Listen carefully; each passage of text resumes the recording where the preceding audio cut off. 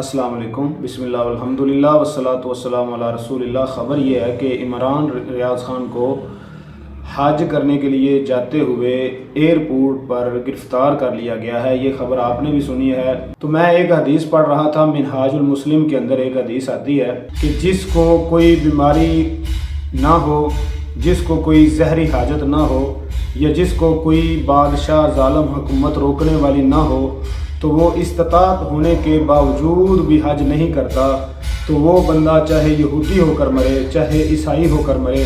یہ رسول اللہ صلی اللہ علیہ وسلم کی حدیث ہے۔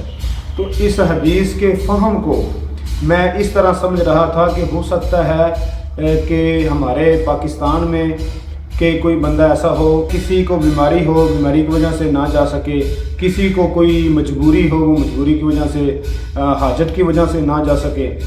اور یہ میں سوچ رہا تھا کہ ہمیں تو یہ نہیں ہو سکتا کہ ہمیں کوئی حکومت کا ظلم یا حکومت کوئی روک کے اس طرح کا معاملہ ہمیں نہیں پیش آ سکتا۔ تو پھر جب میں نے یہ خبر پڑھی تو پھر مجھے سمجھ آ گئی کہ ہر دور میں کوئی بادشاہ ہو سکتا ہے جو آپ کو حج بیت اللہ سے روک سکتا ہے۔ یعنی کہ میرا تو یہ گمان تھا کہ پاکستانی ہم مسلمانوں کی حکومت ہے اور مسلمانوں کو حج کے لیے کوئی مسلمان حکومت تو نہیں روک سکتی، لیکن آج ہم نے یہ پڑھ لیا ہے اور پڑھنے کے بعد اس کو ہم نے اپنی آنکھوں سے دیکھ بھی لیا ہے کہ کوئی مسلمان حکومت بھی کسی مسلمان کو حج کرنے سے روک سکتی ہے۔ تو یہ ایک لمحہ فکریہ ہے ہمارے لیے کہ اگر جیسے کہا جا رہا ہے کہ قانونی طور پر وہ مطلب کہ جا سکتا تھا اور اخلاقی طور پر بھی وہ جا سکتا تھا، قرآن و سنت کی روشنی میں بھی وہ جا سکتا تھا۔ قرآن مجید فرماتا ہے کہ جو بیت اللہ کی طرف حج کرنے کے لیے جا رہے ہیں ان کو آپ کسی طرح بھی پریشان نہ کریں۔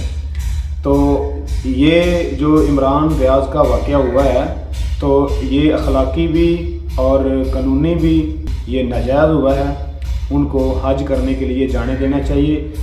بہت سارے انصاف پسند لوگوں نے بھی یہی موقف پیش کیا ہے کہ ان کو حج کے لیے جانے دینا چاہیے تھا، اور بعد میں اس کے ساتھ جو بھی اس کے کیس ہیں اور جو اس کے ساتھ معاملات ہیں وہ قانونی طریقے سے اس سے کیے جا سکتے تھے۔